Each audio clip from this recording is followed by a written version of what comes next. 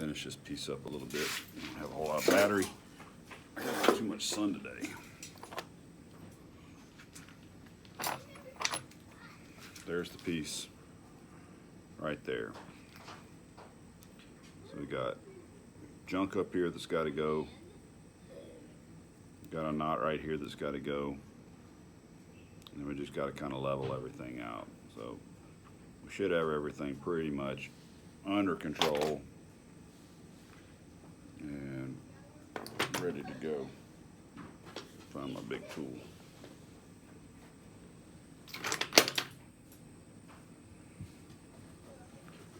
So I pretty much sit out here and nap while my kids play, so you get to hear them in the background a lot.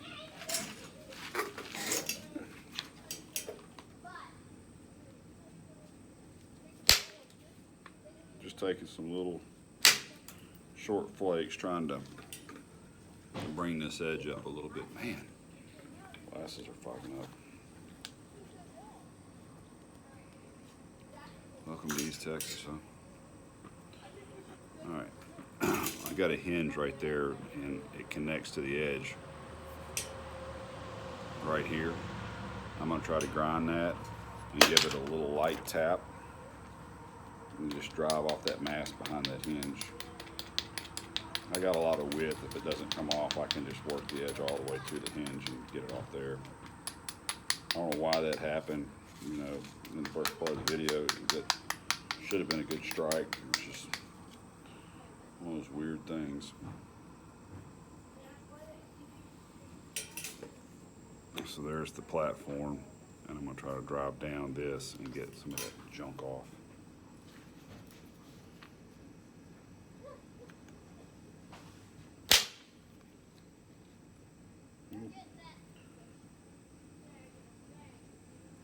It kind of shattered just like that hinge. It kind of makes me think there's something in the rock there that's causing that. It's always the rock's fault, right? It's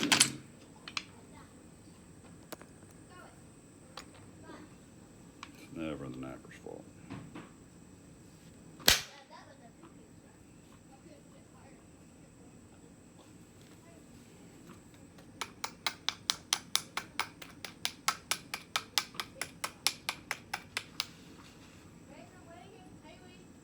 Really like this material though, it's really good stuff. I don't know if buckskin is a variety of pertinalis or what it is, or if this is true buckskin and pertinalis or what. They get it out from Central Texas. I like it a lot.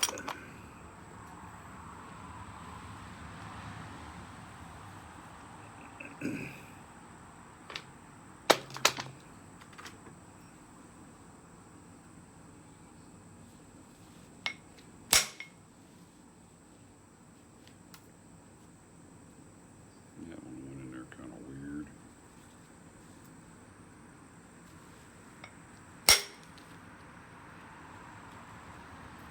That one did real good. There's the flake. It came off real nice, just like I wanted it to. That helped us out quite a bit.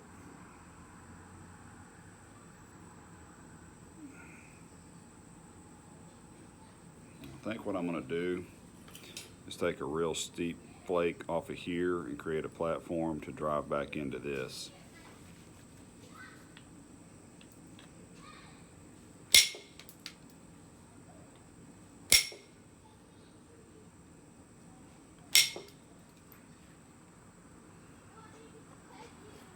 It's coming off, but it's not getting as low as an edge as I would like.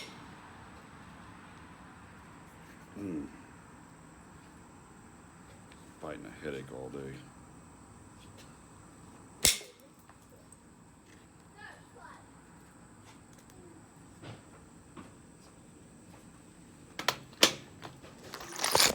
Come on. I need to get a stand so I can do this for real.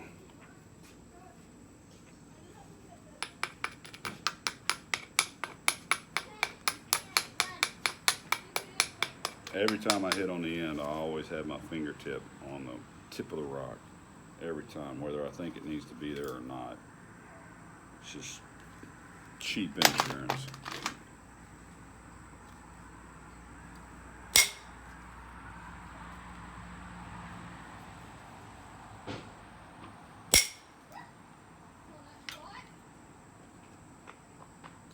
That ran a little narrow flake about 3/4 of the way across there.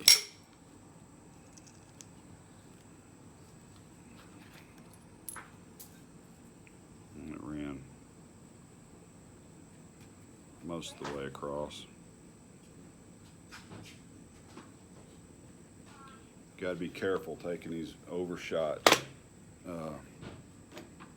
Taking these overshots is really cool, but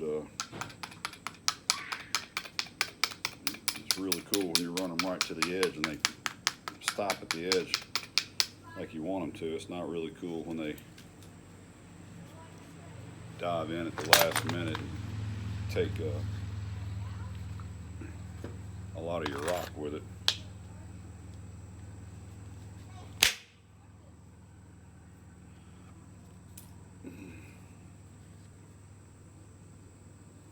Now I've got a little high spot in the rock that's kind of making a bow, and I don't want that. I want to have a straight edge. I want to fix some of those problems while I've got enough rock to fix them and get rid of them early on.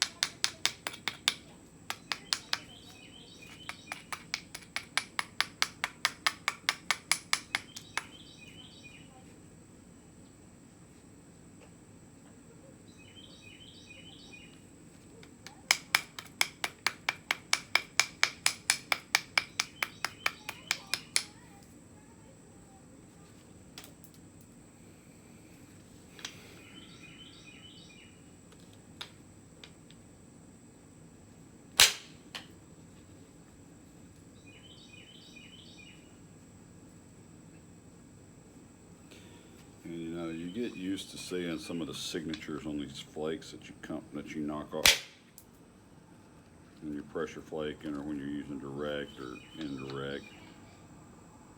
This indirect technique is just a type of punch. You know, it's a horizontal punch that I'm supporting with my leg.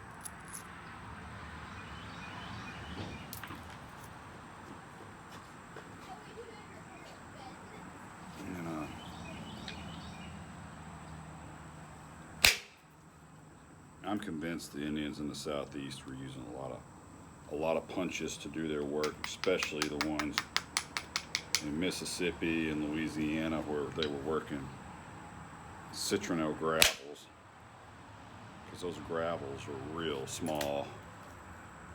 You know, a good piece might be this big, so you really got to get into that rock and get in there and do things fast. And the only way you can do that a lot of times is with punches. They're not really big enough to hit directly. Direct percussion is pretty tough, or at least for me it is. On small pieces, they don't have the mass needed when you strike them with a big direct tool. And you need a big direct tool to get underneath some of that mass. And these punches seem to do a really good job of getting in underneath the mass and applying a lot of power. They do a lot of things that you can't do. Direct will do stuff that the punches can't do, but punches are a lot more accurate and they generate really high amounts of force, and you can have a lot higher rate of running a flake through some really junky stuff with indirect versus direct sometimes.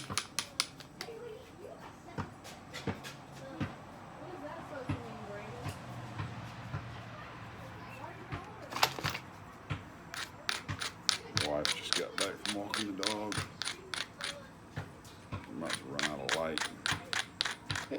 Bill. Angel Bill.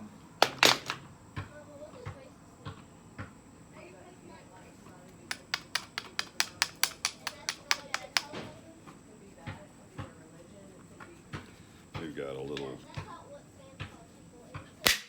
pit bull mix that I found at my work a few years ago, and she's Amber. What? On video. What? On video. Oh.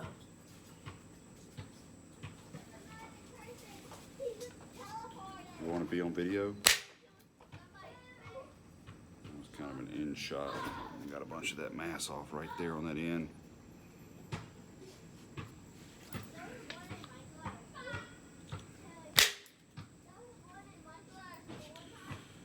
Anyway,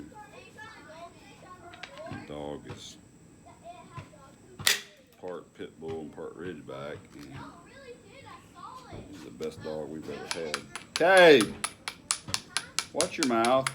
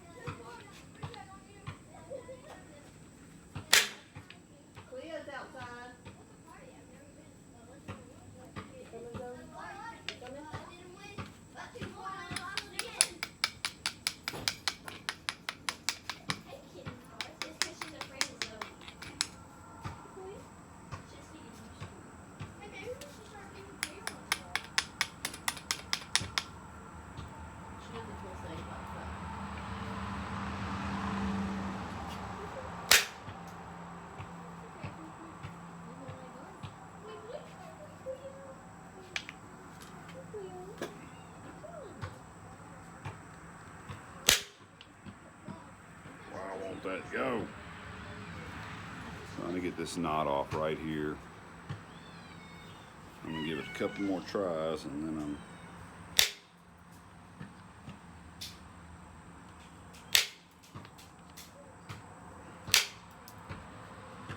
gonna call it a night because I'm running out of light for video.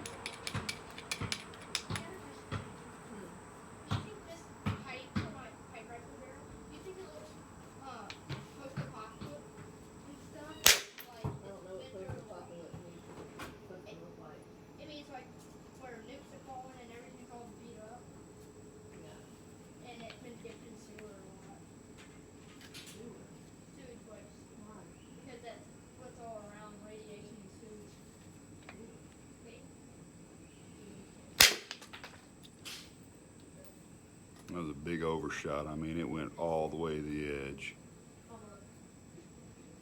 I wish I could do that under this big mass that's giving me all this problem.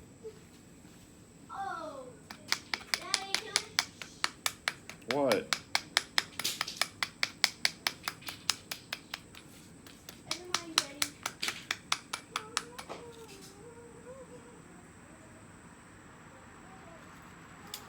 We're gonna put the big stick on it.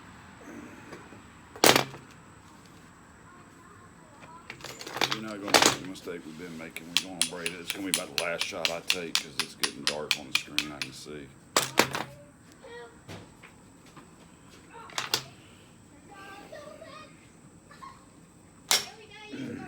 I don't know why it does that. It slips sometimes. You heard that hit. I got into it some.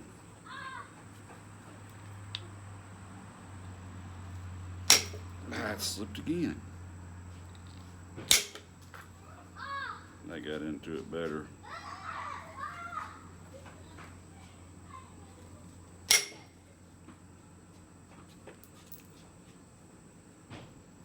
Getting there.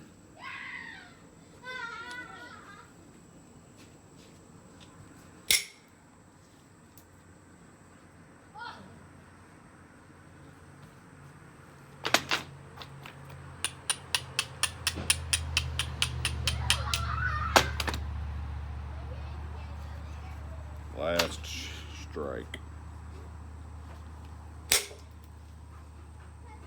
Big flake. Did some good. So now I've just got basically this one knot kind of right here in the middle, and I think we'll get that out.